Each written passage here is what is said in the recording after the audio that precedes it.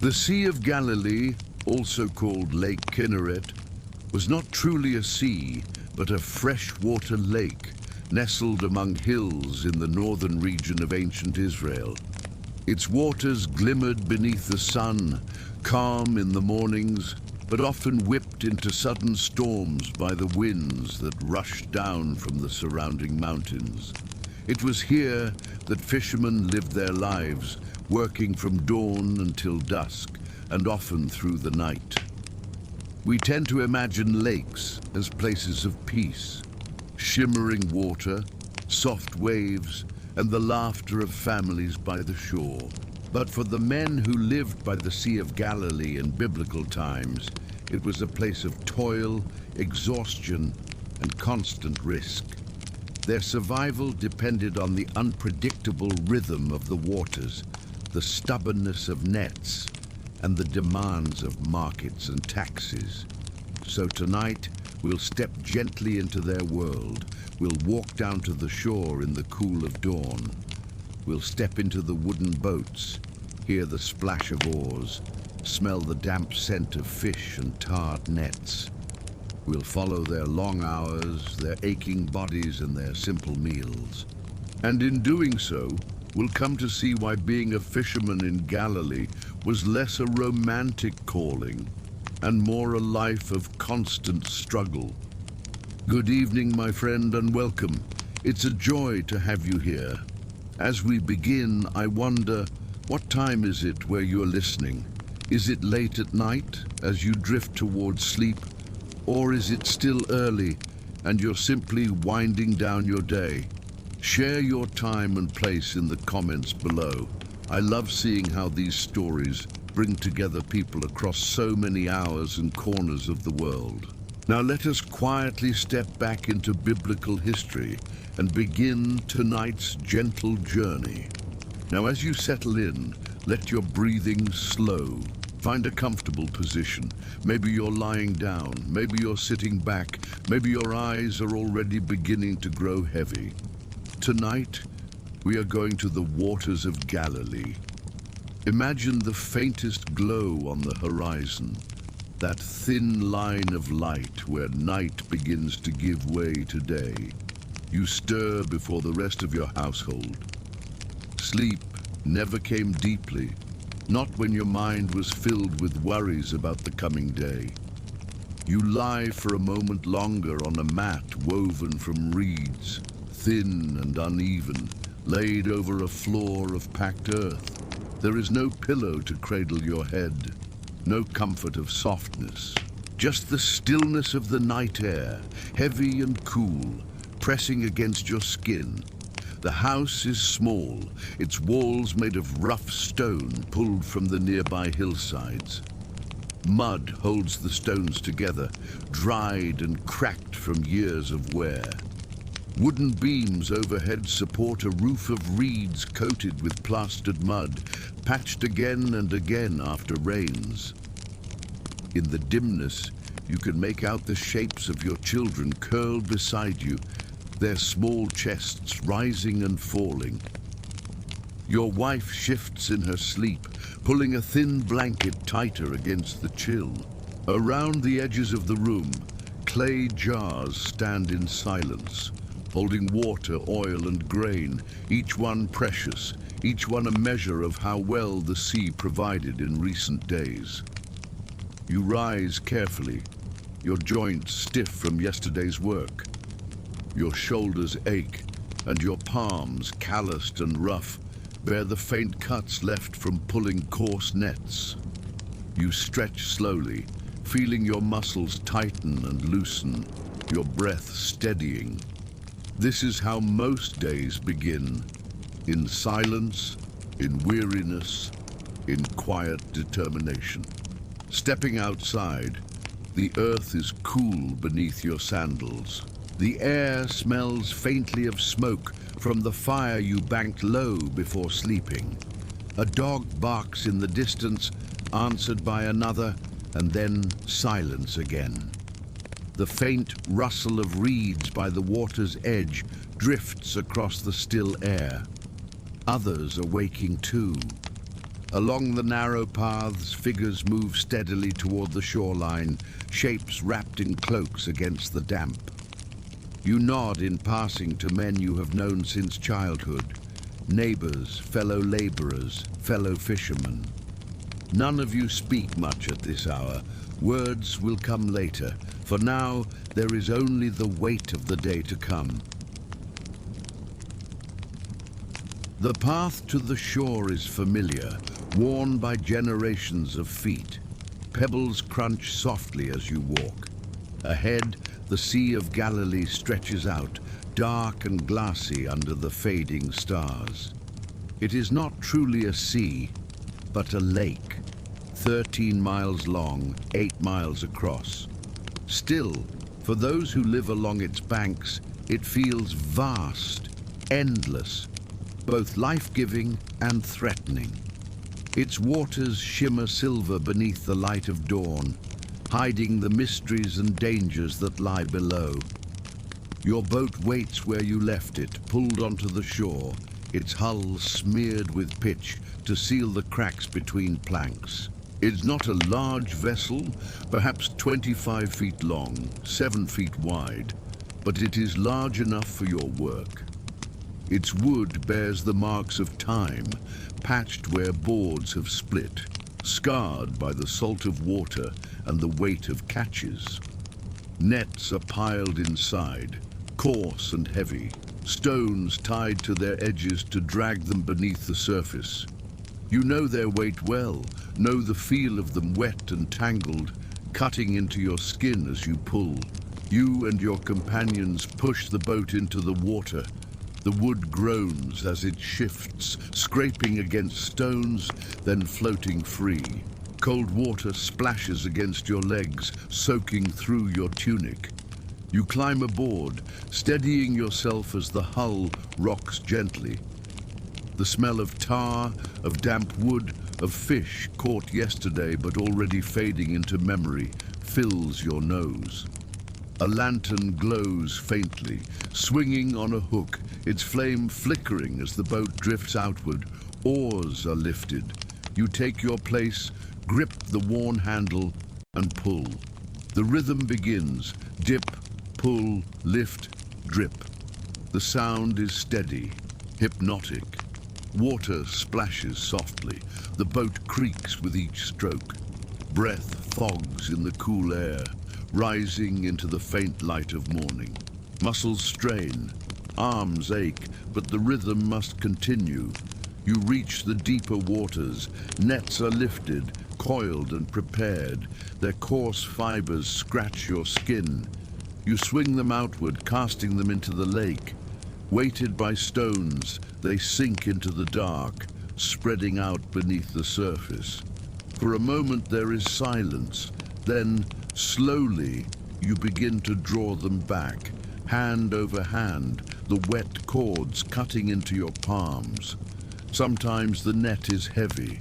It rises slowly, heavy with fish, silver bodies writhing, scales catching the light of dawn. You haul them into the boat, where they flop and thrash, filling the air with the sharp scent of the catch. Other times, the net comes up nearly empty.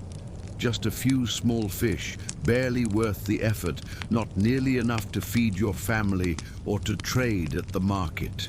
The disappointment weighs as heavily as the net itself. The work is endless. Cast, wait, pull. Again and again, hour after hour, the sun climbs higher, burning away the morning mist. The water glitters, reflecting the sky. Sweat beads on your forehead, stinging your eyes, soaking into your tunic. Your back bends, your arms strain, your hands burn. Still, you continue. By midday, the heat is heavy. The sun glares off the water, bright and unforgiving. Your body aches with exhaustion. Your stomach growls with hunger. From a pouch, you pull a piece of bread, hard and dry, crumbling as you bite. You eat slowly, washing it down with a sip of water warmed by the sun. It is not enough, but it will carry you through the next hours. The nets must be repaired. Frayed cords are tied, broken stones replaced, tiers patched with new strands of flax. The work never ends. If the nets fail, the day's labor is wasted. If the nets hold, there is a chance of success, a chance of enough. The sea itself is unpredictable. Calm one moment, it can be whipped into fury by sudden winds. Storms sweep down from the hills without warning, turning smooth water into crashing waves. Boats have been lost in those storms, men taken by the waters, families left without fathers, sons, brothers. Every fisherman knows the risk. Every family carries the memory of loss. Still, the boats must go out. Still, the nets must be cast. The day stretches long. The rhythm continues. Cast, wait, pull, cast, wait, pull. Time slows, each motion blending into the next. The smell of fish grows stronger as the catch fills the boat. Scales glitter in the sun. Water splashes against wood. Voices murmur low as men work side by side. There is little conversation, little laughter. The work is too hard, the stakes too high. As the sun sinks, shadows lengthen. The air cools again. The boat drifts back toward the shore, nets piled high, baskets filled if the day was good, nearly empty if it was not. Children wait on the shore, running to meet the boats, peering into baskets, hoping for enough to eat. Wives gather, ready to sort, to clean, to trade. And on the edges of the crowd, tax collectors wait too, hands open, ready to take their share. At home, the work is not finished. Fish must be salted, dried, prepared for the market. Nets must be spread to dry, inspected, mended again. Boats must be pulled higher on the shore, patched where boards have cracked. The cycle begins anew, always preparing for the next day, always laboring for survival. This is the life of a fisherman on the Sea of Galilee. Not a life of ease, not a life of abundance, but a life of endurance. Each day begins in weariness, continues in toil, and ends in exhaustion. Yet each day must be faced, because there is no alternative. The sea gives and the sea takes away. The fisherman endures because he must. Imagine for a moment that you are once again on the shores of Galilee. The air is cool in the early morning, heavy with the smell of water and damp reeds. The lake lies quiet before the sun rises fully, its surface still, like a polished stone, reflecting the faint light of dawn. The boats are pulled up on the shore, their hulls glistening with dew, their planks marked by years of work. Nets lie in heaps, wet from the night's efforts, heavy with the smell of fish and salt. You have labored all night, cast after cast, pull after pull. Each time the net came up light, nearly empty, the catch not enough to meet the needs of the day. Your arms ache, your shoulders burn, your stomach feels hollow. You wipe sweat and lake water from your brow, sighing at the futility of another long night. This is where the story begins. A tired fisherman, a weary crew, a boat nearly empty. And into that weariness steps a man whose presence changes everything. The Gospels tell us that Jesus first called his disciples here, along these very shores. Fishermen by trade, men who knew the rhythm of nets and waves, men whose lives were marked by labor and survival. Simon Peter and his brother Andrew, James and John, the sons of Zebedee. Ordinary men with calloused hands and weary bodies, working day after day in a cycle that never seemed to end. The scene is simple. Jesus walks by the lake, the crowds pressing close to hear his words. He sees the boats, the fishermen washing their nets, their faces lined with fatigue. He steps into Simon Peter's boat and asks him to put out a little from the shore. There, sitting in the boat, he teaches the crowd, his voice carrying gently over the water. For the fishermen, it is an interruption to routine.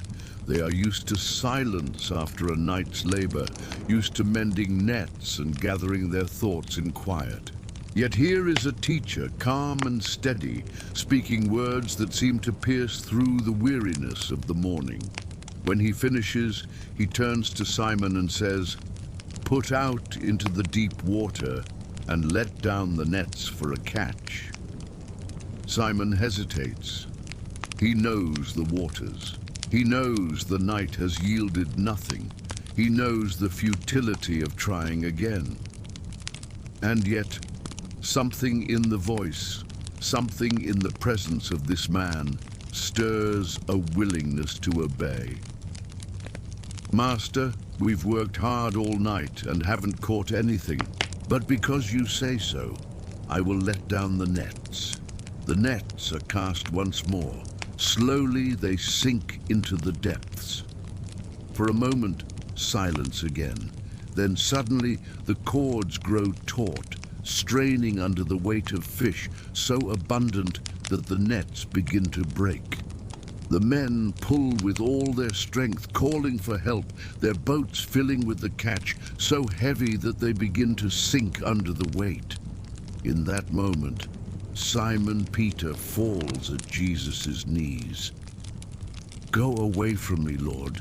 I'm a sinful man." The sheer abundance, the miracle of it overwhelms him. Yet Jesus responds not with rebuke, but with calling. "Don't be afraid. From now on, you will fish for people." And so they pull their boats onto shore, leave everything.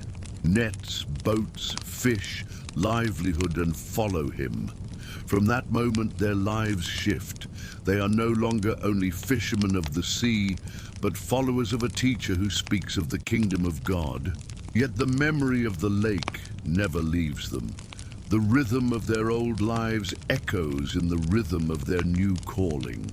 Jesus often teaches by the water. The crowds gather, pressing in, eager to hear. The boat becomes his platform, the lake his stage, the fishermen his companions and helpers. For them, the water is familiar, but now it carries a new meaning.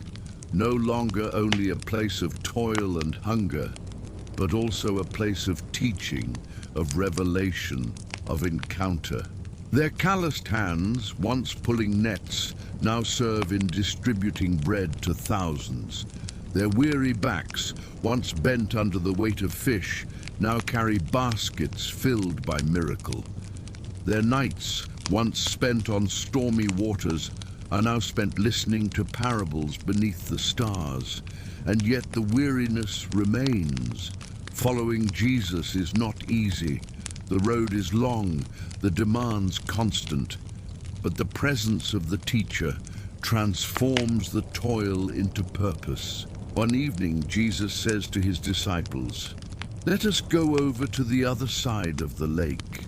They leave the crowd behind and set out, the boat cutting gently across the calm waters. The sun sets, painting the sky with gold and crimson, then fading into deep blue. The disciples row steadily, their movements practiced, their bodies strong despite the day's labors. Jesus, weary from teaching, lies down in the boat and falls asleep. But the lake is unpredictable. Winds rush down from the surrounding hills. Waves rise suddenly, crashing against the boat, spilling water into its hull. The disciples, seasoned fishermen, know the danger well. Their voices rise, calling out, their hands gripping oars and ropes, their hearts racing. Fear grips them as water fills the boat, threatening to drag them under. In desperation, they wake him.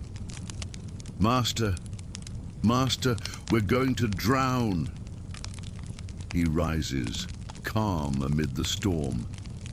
He rebukes the wind, speaks to the waves. "Peace, be still." Instantly the storm ceases. The waters grow calm again, the surface smooth as glass. Silence falls, heavy and awe-filled. The disciples whisper to one another, "Who is this? Even the wind and the waves obey him."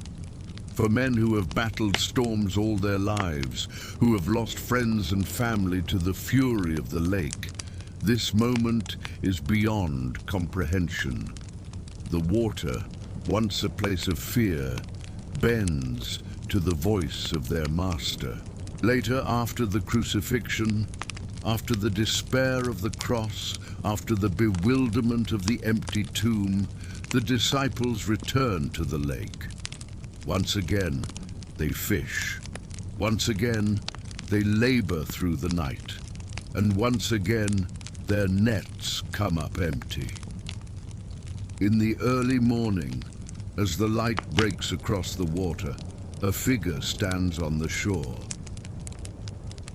"Friends, haven't you any fish?" he calls out. They answer no. He tells them to cast the net on the right side of the boat. They obey. The net fills instantly, so heavy with fish that they can hardly haul it in. John whispers to Peter, "It is the Lord." And Peter, impetuous as ever, plunges into the water and swims to shore. There they find a fire of burning coals, fish laid upon it, bread waiting beside it. Jesus, risen, prepares breakfast for his weary friends. He breaks bread with them again, feeds them, restores them. For men whose lives were once defined by the hardship of fishing, this moment is one of quiet grace, of restoration, of comfort by the water's edge. For the fishermen of Galilee, life was once a cycle of casting, hauling, mending, and selling. A cycle of hunger and exhaustion, of storms and sweat. Yet in their encounter with Jesus, that cycle is transformed. Their skills, their endurance, their persistence, all of it is redirected. They become fishers of people, casting nets not into water but into the world, gathering souls instead of scales. Still, the memory of the lake remains, the rhythm of the waves, the smell of fish, the weight of nets. These are never forgotten. They shape the imagery of their teaching, their understanding of faith, their picture of perseverance. The hardship of fishing becomes a parable for the hardship of discipleship. The toil of the sea becomes a mirror for the toil of spreading the gospel. So when you imagine the fishermen of Galilee, do not think only of gentle waves and simple nets. Think of men who endured sleepless nights, empty catches, and aching bodies. Men who knew the misery of storms and the bitterness of hunger. And yet, think also of how their lives were interrupted, transformed, renewed by the presence of a teacher who met them in their weariness. On the shores of Galilee, amid the misery of their trade, they found a calling greater than fish, greater than nets, greater than survival. And in following him, their lives became a story that still echoes across centuries. The Sea of Galilee has always been more than just a lake. To those who lived by its shores in ancient times, it was livelihood, struggle, and survival. To us today, it is also mystery. Beneath its waters, along its banks, and hidden within its surrounding hills lie traces of the people who once toiled there. Archaeology gives us glimpses into their world, quiet fragments of wood, stone and clay that whisper of lives lived long ago. Imagine yourself walking along its shoreline now, not in ancient sandals, but with the eyes of an observer. The waves lap gently against the stones, their rhythm constant, their voice timeless. Yet just beyond the water's edge, scattered in the soil, are pieces of history waiting to be uncovered. A fragment of a broken jar, a stone once part of a harbor wall, a coin fallen from a fisherman's pouch centuries ago. Each discovery tells a story, and each story connects us to the lives of those who once endured these waters. Perhaps the most famous of these discoveries is what archaeologists call the Galilee boat, sometimes called the Jesus boat. In 1986, after a season of drought lowered the water levels of the lake, two fishermen walking the shore near the ancient village of Magdala noticed something unusual. Protruding from the mud were pieces of ancient wood, curved and weathered, yet still intact. What they had stumbled upon was the remains of a fishing boat dating back to the 1st century. The boat was delicate, its timbers soaked and softened by centuries beneath the waterlogged soil. Archaeologists worked carefully, excavating slowly, encasing the fragile structure in protective foam before moving it to a conservation tank. There, for years, it was treated and preserved, until finally it could be displayed to the public. The boat itself was not grand. About 26 feet long, 7 feet wide, and 4 feet deep, it was built of many different types of wood: oak, cedar, and even scraps of reused planks. It bore the marks of constant repair, a patchwork of timbers that revealed how fishermen extended the life of their vessels. It was, in every sense, a working man's boat. Standing before it today, you can imagine the men who rowed it, their hands gripping oars, their backs bent against the weight of labor. You can imagine nets piled within it, fish glistening in its bottom, waves splashing against its sides. It was not Jesus' own boat, nor can it be tied to any one disciple, but it is a boat of their time, a vessel that carried men just like them. It is a quiet testimony, a reminder that the stories of the Gospels unfolded not in abstraction, but in real wood and water, sweat and toil. Archaeology has also revealed the outlines of harbors along the lake. At places like Magdala, Capernaum, and Kursi, stones have been uncovered that once formed breakwaters and piers. These harbors speak of bustling activity, of boats coming and going, of markets filled with fish and goods. At Magdala, a harbor wall stretches into the lake, built of basalt stones, black and heavy, placed carefully one upon another. Alongside it, archaeologists have uncovered streets and houses, even a synagogue dating to the 1st century. This was the home of Mary Magdalene, but also the home of countless fishermen who worked the waters each day. You can picture them returning with their catch, pulling their boats into the harbor, carrying baskets of fish to be salted, traded, or sold. At Capernaum, the home of Simon Peter, remains of houses cluster near the shore. Walls of basalt still stand waist-high, their outlines forming the simple rooms where families lived. One of these homes, slightly larger, with signs of modification and reverence, is believed by some to have been Peter's house, a place where Jesus himself may have stayed.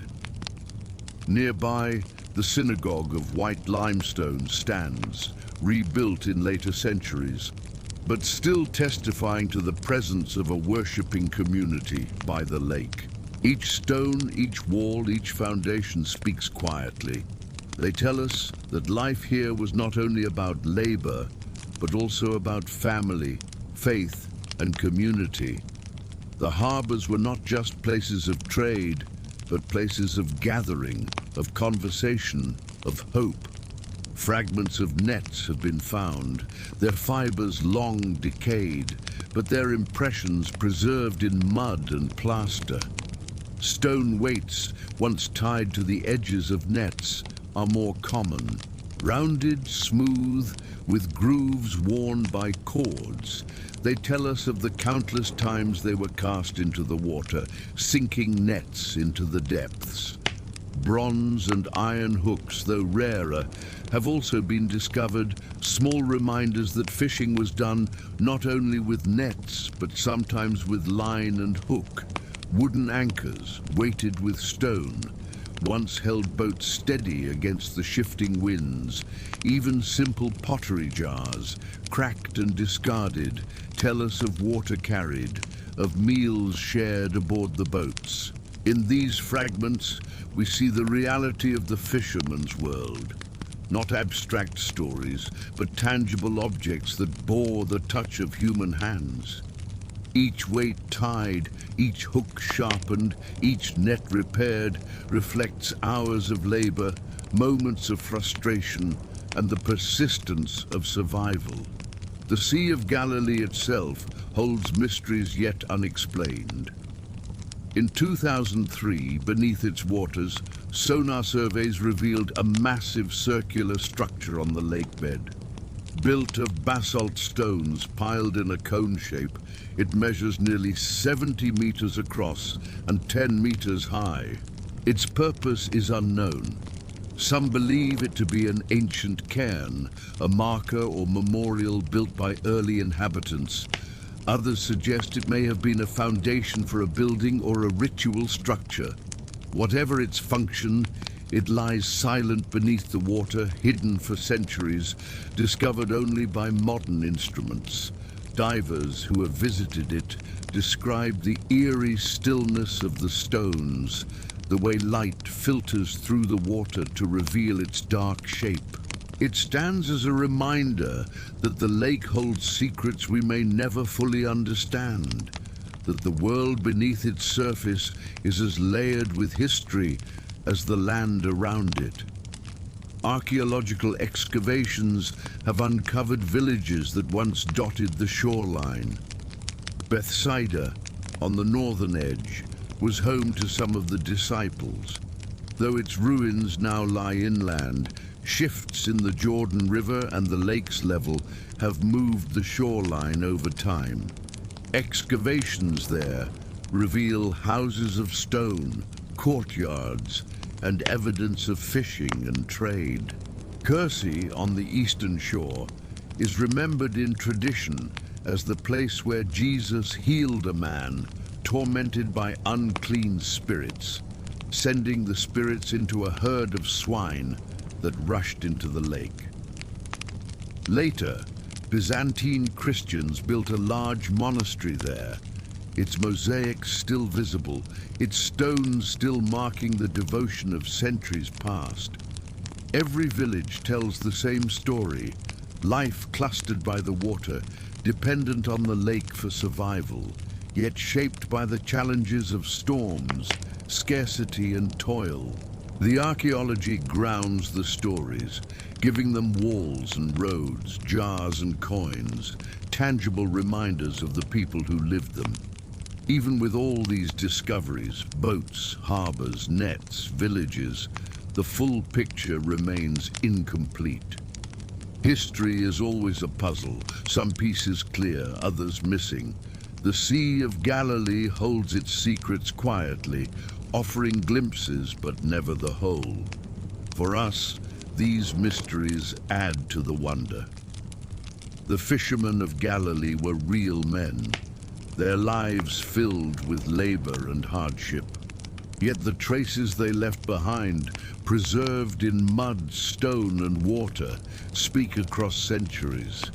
They remind us that the Gospels unfolded in real places, among real people, whose daily struggles can still be glimpsed in the objects they left behind. So as you picture the Sea of Galilee, do not see only the surface of the water shimmering beneath the sun. Imagine also the boat preserved in a museum, its wood scarred and patched. Imagine the stones of harbors, worn by countless feet. Imagine the net weight smoothed from years of use. Imagine the mysterious structure beneath the water, its purpose unknown. These are the whispers of history, quiet, steady, calming. They remind us that beneath the surface of every familiar story lies a depth of mystery, a richness of detail waiting to be uncovered. And in those mysteries, the past becomes present, the ancient becomes near, and the lives of long-ago fishermen drift once again to the surface of our imagination. Picture the fisherman at dawn, his body weary, his hands rough and scarred from nets. He rises from a mat on the floor of a single-room house, shoulders aching, stomach empty. His home is bare, walls of rough stone, roof patched with reeds, jars holding the few staples that remain, oil, grain, a little water. His children sleep nearby, wrapped in thin blankets, their small bodies curled against the chill. His wife rises too, grinding grain on a stone, her arms moving in the rhythm she has known since childhood. Now hold that picture in your mind, and beside it, imagine another. A priest in Jerusalem rises not on a mat, but on a bed cushioned with woven textiles, its frame carved from wood. His home has multiple rooms, plastered walls, decorated with painted designs. Servants move quietly in the background, preparing water for washing, bread for eating, lamps for lighting. The fisherman begins his day with labor, his body already bent to the work that lies ahead. The priest begins his with prayer, his clothing laid out, his meals prepared. Both live in the same land, under the same sun, yet their lives are worlds apart. For the fisherman, life is repetition. Each day is marked by the same cycle, rising early, pushing out the boat, casting the nets, hauling the catch, returning weary. His home is simple, his meals plain, bread, olives, salted fish. This is the rhythm of sustenance. His children may run barefoot through the dust, their laughter bright, but their clothing worn and patched. The house is small, smoke from the hearth fills the air, clinging to walls and clothing. Light filters through a single doorway, for windows are few and narrow. Furniture is minimal, a stool, a bench, a low table. Storage jars line the corners, each one a measure of security or of want. Tools for mending nets lie near the doorway, ready for use again. There is dignity in this simplicity, but also hardship. Illness is a constant threat, with little remedy beyond herbs and prayer. Hunger lingers in seasons of poor catch. Taxes pressed down, collected by men who come not with compassion, but with authority. The fisherman's life is bound tightly to the lake, to the weather, to forces beyond his control. Now contrast this with the world of the elite. Priests, landowners, wealthy merchants. Their homes are larger, their walls smoother, plastered and sometimes even painted with decorative patterns. Floors may be paved with stone, cool beneath bare feet. Rooms are divided by walls, offering privacy unknown in the fisherman's single-room dwelling. Courtyards open to the sky, shaded by awnings, with water jars standing ready for use. Meals are more varied. Wheat bread, softer and finer than the coarse barley bread of the poor. Meat on occasion, goat, lamb, or even beef. Wine from large jars poured into clay cups. Fruit dried and stored or fresh when the season allows. Olives, figs, dates, honey, all more plentiful than in the homes of fishermen, where each item is carefully rationed. Clothing too is finer. Linen tunics, dyed wool cloaks, sandals crafted with greater care. For priests, robes woven of white linen, fringed and embroidered, set apart for temple service. For the wealthy, garments dyed with costly colors, soft to the touch, marking their status clearly. Servants are present in many such homes. They grind the grain, draw the water, prepare the meals. Tasks that occupy the entire morning for a fisherman's wife may be handled quietly in the background by others. The burden of daily survival is lighter here, though wealth brings its own responsibilities and anxieties. The fisherman enters the market with his catch. The baskets are heavy, his shoulders strained from carrying them. He finds a place among the other sellers, spreads a mat, and begins to display the fish. Buyers haggle, their voices loud, their demands insistent. Some pay with coins, others with goods. Tax collectors move among them, eyes sharp, hands ready to claim the required portion. The fisherman cannot argue, cannot withhold. What is taken is gone. The priest enters the temple courts, his steps measured, his robe flowing. The stones beneath his feet are smooth, cut and laid with precision. He walks past pillars, past gates overlaid with bronze, past courtyards filled with worshippers. His role carries weight, authority, respect. He receives portions of sacrifices, offerings of grain and oil. His life is supported not by nets and storms, but by a system that sustains his position. Both the fisherman and the priest live under Rome's shadow. Both pay tribute in different ways. Yet the burden falls heavier on the fisherman, whose income is uncertain, whose labor is constant, whose margin for survival is thin. The elite live with cushion and reserve, their losses felt but not devastating, their stores sufficient to endure lean times. In every society, clothing, housing, and food become symbols of status. In Galilee, the distinctions were clear. A fisherman's cloak was simple, coarse, practical. It bore stains from water and fish, patches from years of wear.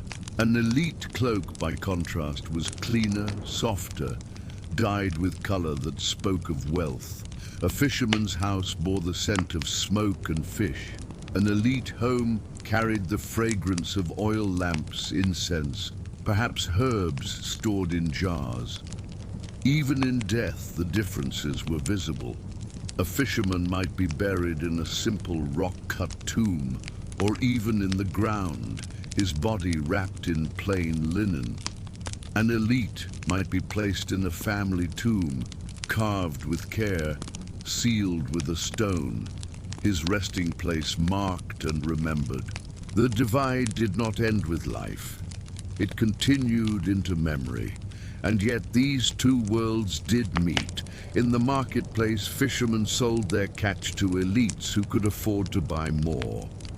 In the temple, fishermen brought offerings, standing in the same courts as priests who lived entirely different lives.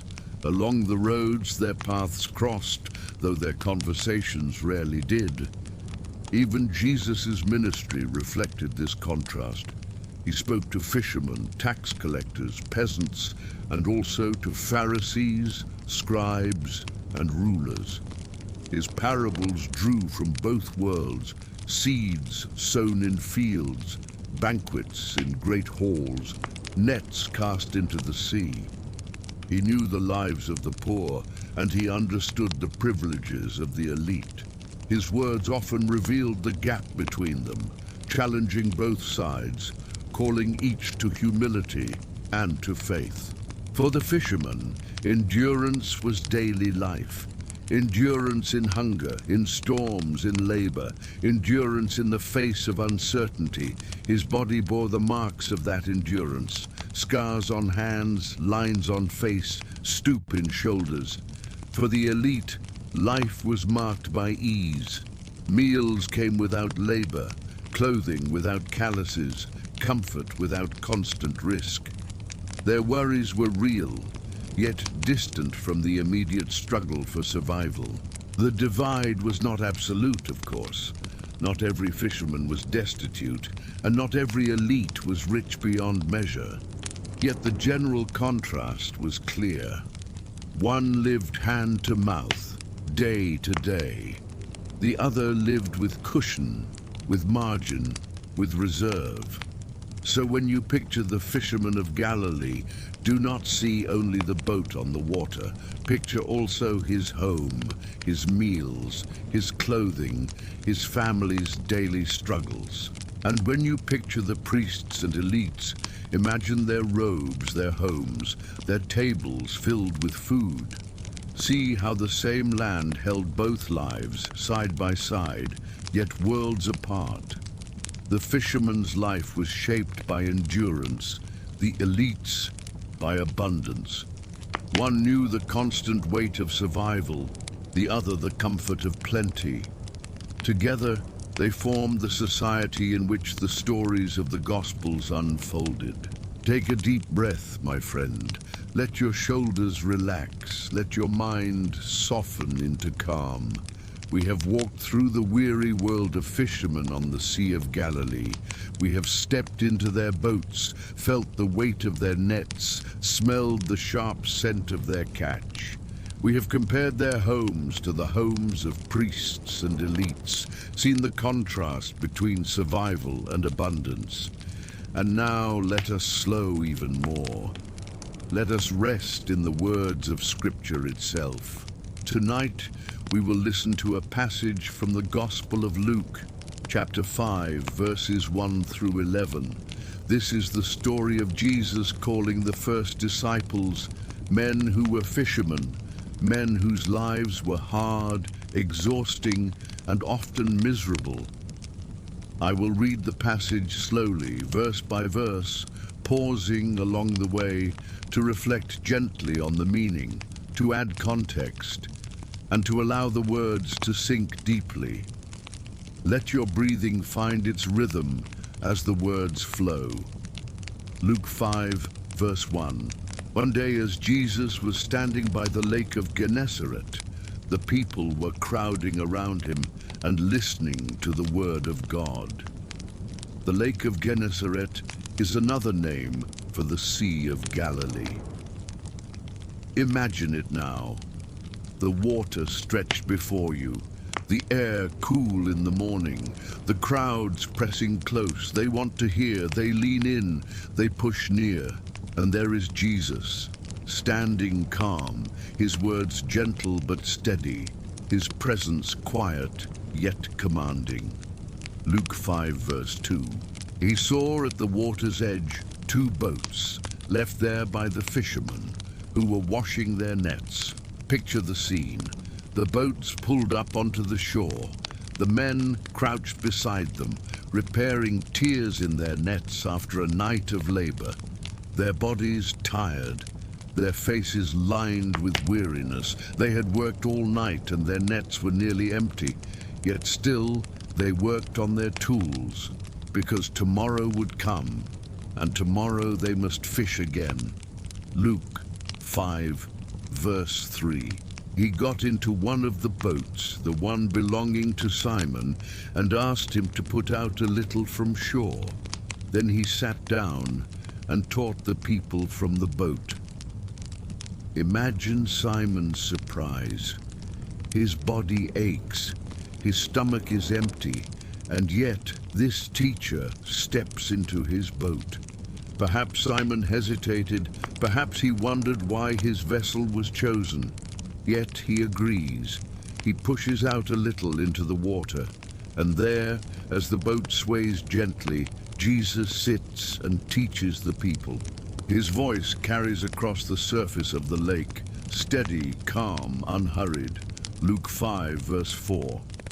When he had finished speaking, he said to Simon, "Put out into deep water and let down the nets for a catch." Here is the turning point. Imagine Simon's thoughts. He knows the lake. He has spent years casting nets. He knows when the fish are likely to come and when they will not. He has already spent the night working and caught nothing. His hands are raw, his back bent, and yet this teacher, who is not a fisherman, asks him to go out once more. Luke 5, verse 5. Simon answered, "Master, we've worked hard all night and haven't caught anything.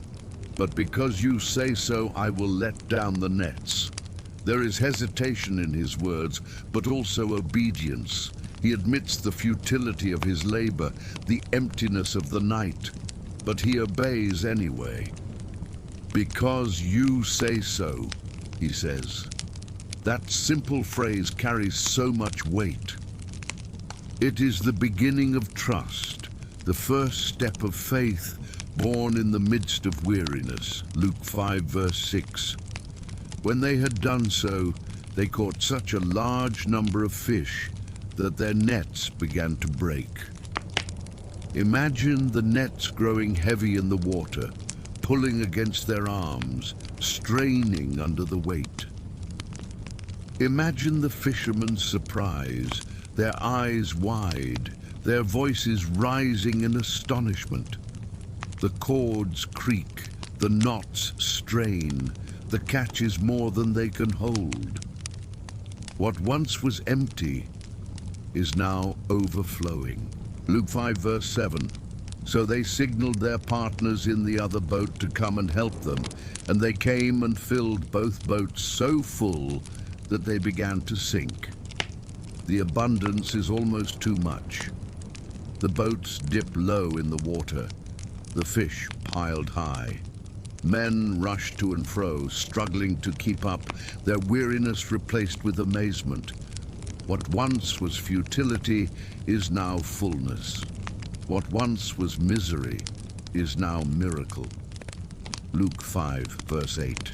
When Simon Peter saw this, he fell at Jesus' knees and said, "Go away from me, Lord. I am a sinful man." The sheer weight of the moment overwhelms him. The abundance of fish, the sudden reversal of fortune, the realization that this man is no ordinary teacher. Peter falls at Jesus' knees, overcome with awe and humility. He sees his own unworthiness, his own weakness, laid bare in the face of such power. Luke 5, verse 9 to 10. For he and all his companions were astonished at the catch of fish they had taken, and so were James and John, the sons of Zebedee, Simon's partners. Then Jesus said to Simon, "Don't be afraid. From now on you will fish for people." The astonishment spreads through the group. Men who have fished these waters all their lives, who know their moods and rhythms, are stunned. And into their astonishment, Jesus speaks a new calling. No longer only fishers of fish, but fishers of men. Their labor is transformed, their purpose redirected. Luke 5, verse 11. So they pulled their boats up on shore, left everything, and followed him. This is the quiet conclusion. They pull their boats up on the shore. They leave behind the nets, the fish, the boats, the tools of their survival, and they follow. The weariness of their old life gives way to the unknown path of discipleship. The misery of empty nets gives way to the abundance of a greater calling. As you let these words settle, notice the rhythm, the night of emptiness, the morning of command, the nets filled with abundance, the call to follow. This is not only a story of fishermen 2,000 years ago, it is a story of all who labor, all who grow weary, all who long for meaning beyond the daily grind. The fishermen's lives were hard. Their work was relentless. Their nets often came up empty. And yet, in their weariness, Jesus met them. In their emptiness, he filled them. In their struggle, he called them to something greater. Think again of the fisherman rising in the dark, pushing his boat into the lake, casting his nets again and again. Think of his calloused hands, his aching back, his hollow stomach. This is the man Jesus called. Not the wealthy, not the powerful, not the ones with ease and abundance, but the weary, the poor, the laboring. And from these fishermen, from these simple men, came the first disciples. Their nets became a symbol, their boats became a memory, their labor became a parable. The misery of their daily grind was not erased, but it was transformed into meaning. And so, as we close this portion of the story, let us rest in this truth. The misery of the fishermen was real, their hardship constant, but in their weariness they were chosen. Their empty nets became full, their daily struggle became the foundation of a calling that would change the world.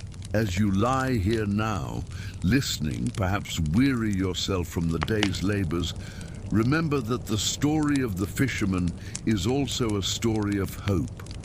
The God who met them in their boats, who filled their nets, who called them to follow, is the same God who sees weariness today. Let your breathing be steady. Let your mind grow still. You are not alone in your labor. You are not unseen in your struggle. The same voice that called fishermen on the Sea of Galilee calls still with words of peace, with words of rest. Close your eyes. Let the story carry you gently. Rest now, as the fishermen rested on the shore, nets laid down, hearts turned toward a greater calling. The Sea of Galilee, though small compared to the oceans, has always been known for its sudden storms. Its surface may lie smooth and glassy one moment, reflecting the hills like a mirror. And then, without warning, the winds sweep down from the Golan Heights, churning the waters into waves that crash and foam. For fishermen, these storms were a constant fear. They knew the signs, the shift in the wind, the sudden coolness in the air, the way the horizon darkened with speed. They knew the feeling of their boats rising and falling, waves splashing high, nets tangling, water rushing into the hull. Many had lost friends and brothers to the lake's sudden fury. Every fisherman knew the stories, and every fisherman carried the memory of storms in his bones. It was into this setting that Jesus and his disciples stepped one evening. The day had been long. Crowds had pressed in from every side, eager for his words, for his touch, for his healing. When evening came, Jesus said to his disciples, "Let us go over to the other side of the lake." They left the crowd behind, climbed into the boat, and pushed off.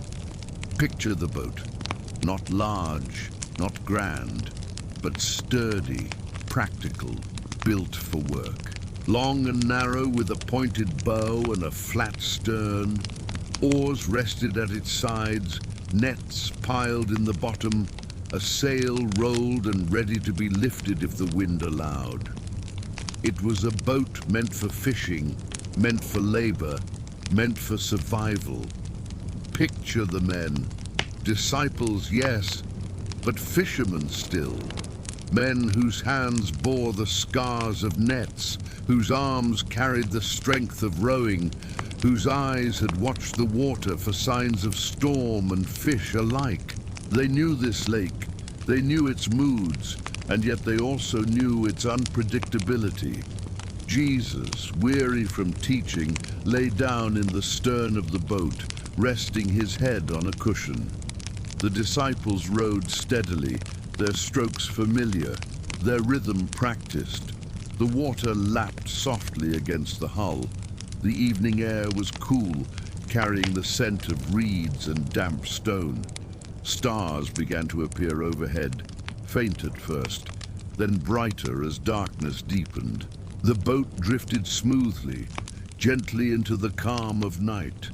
But calm does not last forever on Galilee. Winds can descend without warning, rushing down from the hills, funneled by the valleys, stirring the water into chaos. Imagine it now. The disciples row, the boat glides, the night is peaceful, and then suddenly the air changes. A gust of wind rattles the sail. Ripples darken the water. The surface, once smooth, begins to churn. Another gust comes, stronger, colder, carrying the scent of rain. Clouds gather quickly, blotting out the stars. Waves begin to rise, small at first, then higher. They slap against the boat, spray flying into the disciples' faces. The rhythm of rowing breaks as they brace against the swells. The boat rocks, water sloshing into the hull. The sound of the wind grows louder, whistling, howling, pulling at their cloaks, tugging at their hair. The disciples know this feeling. They know the danger. Their voices rise, calling out instructions, pulling at ropes, gripping the oars tightly. Their hearts quicken, their bodies tense. Fear settles in, not suddenly, but like a weight pressing heavier with each passing moment. For men who lived on the lake, storms were more than weather. They were life and death. A single wave, larger than the rest, could swamp a boat, dragging it under. A sudden gust could tip the vessel sideways, spilling its passengers into the water. Nets became useless, oars heavy, sails torn. The lake could become an enemy in moments. The disciples had lived this before. Some may have lost fathers, uncles, or friends to the waters. They knew the stories of boats that never returned, of men swallowed by the waves. That fear rose now, not as an unfamiliar terror, but as an old enemy remembered too well. Imagine the spray stinging their faces, the wood groaning as the boat strained against the waves, the water sloshing higher into the hull. They bailed frantically with jars and hands, but the storm gave no mercy. The wind howled, the waves rose, their voices were nearly drowned by the roar of nature itself. And in the stern of the boat, Jesus slept. It is almost unthinkable, and yet it happened. Amid the chaos, amid the storm, amid the cries of fear, Jesus lay asleep on a cushion. His body, tired from the day's teaching, found rest even in the tossing of the boat. The storm that filled the disciples with terror did not disturb his peace. This is one of the mysteries of the story. How could he sleep? How could he rest while danger pressed so close? Perhaps it was a sign of his trust in the Father, a trust so complete that even the storm could not shake it. Perhaps it was a lesson waiting to be revealed about fear and faith, about the difference between human frailty and divine calm. The disciples looked at him, astonished, desperate. Their voices rose above the storm, trembling with fear. "Teacher, don't you care if we drown? Here, let us pause. The storm is rising. The disciples are afraid. Jesus sleeps. Think about your own storms, moments of fear, of exhaustion, of chaos pressing in. How often have you felt like the disciples, asking in your heart, Does God see? Does he care? The story slows here, not to answer immediately, but to let us rest in the tension. The disciples' fear is real. Their danger is real. Their cry is real. And yet, Jesus is there in the boat with them, even in sleep, even in silence. He is present. The storm does not mean his absence. The fear does not mean his abandonment. He is with them still. The disciples shake him, their voice is urgent. The storm rages, waves crash, the boat dips dangerously. They are soaked, their hands raw, their hearts racing. Master, Lord, don't you care if we perish? Slowly, Jesus rises. He stands in the rocking boat, water spraying, wind whipping his cloak. His eyes open, calm, steady. He looks at the storm, not with fear, not with surprise, but with authority. He rebukes the wind. He speaks to the waves. Peace, be still. And just as suddenly as the storm began, it ceases. The wind dies. The waves settle. The surface of the lake becomes smooth like glass.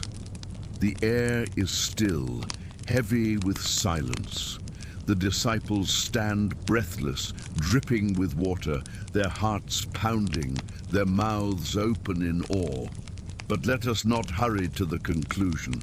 Let us linger here, in the moment after the storm has ceased. The silence is almost louder than the roar of wind had been. The sudden stillness feels heavy, holy, profound. The disciples whisper among themselves, their voices hushed. Who is this? Even the wind and the waves obey him. Their fear shifts now. Not fear of the storm, but awe at the one who calms it. Their hearts, once trembling with terror, now tremble with reverence. The misery of the fisherman's life, the storms, the exhaustion, the danger, is met here by the presence of one who commands even the sea. And as the boat drifts gently across the calm water, the disciples begin to see that their teacher is not only a man who heals and teaches, but the Lord of creation itself. The storm has passed. The boat drifts now across water that is calm again, smooth as polished stone. The disciples stand silent, their hands still gripping ropes and oars, their hearts still racing. The spray has dried on their skin, the water still pools in the bottom of the boat. But the chaos is over. The night is quiet again, the stars peeking once more through the clearing sky.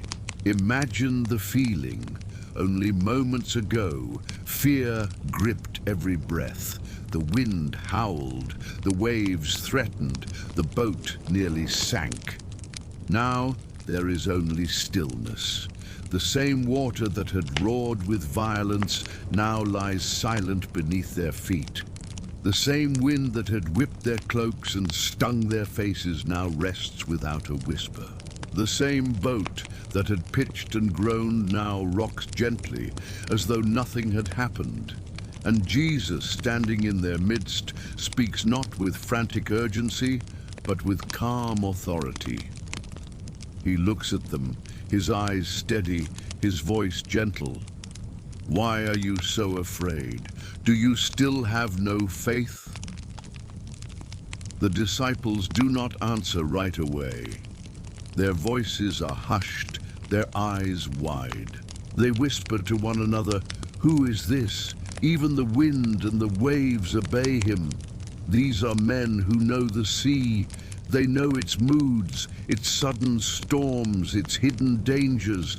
They have fought the waters all their lives, endured the misery of long nights and empty nets, feared the fury of storms that could take everything in a moment. Yet here is a man who speaks, and the storm ceases. Here is a man who does not struggle with ropes or oars, does not bail water with frantic hands, does not curse the winds or cry out in desperation. He simply speaks, and the creation obeys. For the fisherman, this is not only astonishing, it is life-changing. The lake, which had always been both provider and enemy, is no longer beyond control. Their deepest fear, the storm that haunted every fisherman, has been silenced by the one who now shares their boat. The miracle is not only about the calming of a storm, it is also about the calming of hearts. The disciples feared the waves, but their fear ran deeper. They feared death, they feared loss, they feared being abandoned in their moment of need. And in their fear they cried out, "Lord, don't you care if we perish?" Jesus' presence in the boat answers that question, not only for them, but for all who labor and all who fear. He does care. He is not absent. He is not indifferent. Even when he sleeps, he is with them.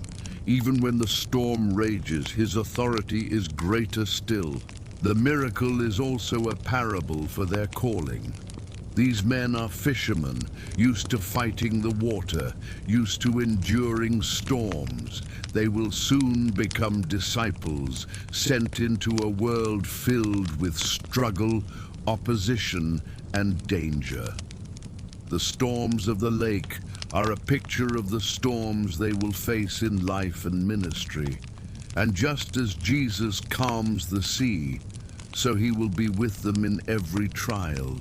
Think again of the fisherman's life. The aching back, the empty stomach, the endless casting of nets, the sudden storms, the constant risk, the misery of toil without guarantee, of survival dependent on forces beyond control. Into that life, Jesus steps. Into that misery, he brings meaning. Into that fear, he brings peace. The storm is not erased, but it is silenced. The hardship is not denied, but it is transformed. The fisherman who once labored only for fish now learns that his labor has a greater purpose, his struggles a deeper meaning. And now, my friend, let this story become your story. Perhaps you too know what it feels like to be weary. Perhaps your nets have come up empty, your body tired, your heart discouraged. Perhaps storms have risen in your life, sudden and fierce, threatening to overwhelm. Hear the gentle truth in this story. You are not alone. The storm may rage, but Jesus is in the boat. The waves may rise, but his presence remains. The winds may howl, but his word is stronger. Peace, be still. Those words are not only for the lake 2,000 years ago, they are for every heart, every storm, every moment of fear. So as you lie here tonight listening, breathing slowly, letting your body sink into rest, let those words wash over you. Peace, be still. Let them calm your mind, let them soften your thoughts, let them carry you into rest. Close your eyes if you have not already. Picture the lake, calm again, its surface smooth, the stars above shining softly. Picture the boat, rocking gently, the disciples sitting quietly, their fear replaced by awe. Picture Jesus, present with them, steady, calm, his voice still echoing in the silence. Peace, be still.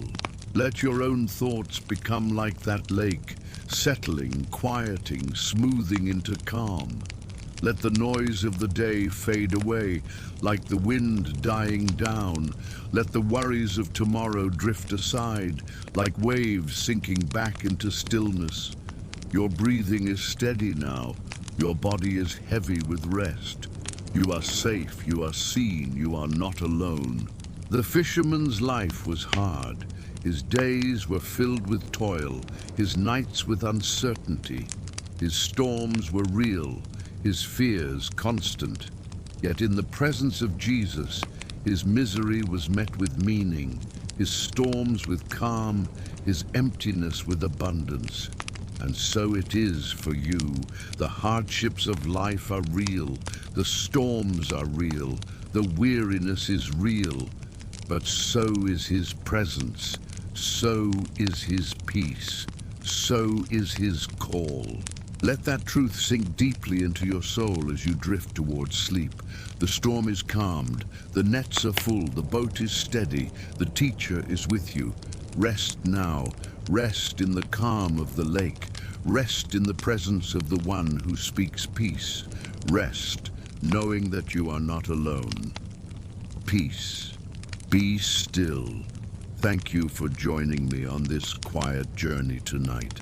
If this story brought you peace, I invite you to subscribe to the channel so you'll never miss the next one. And if you'd like, share in the comments where you're listening from. I always love to see our little community stretching across the world.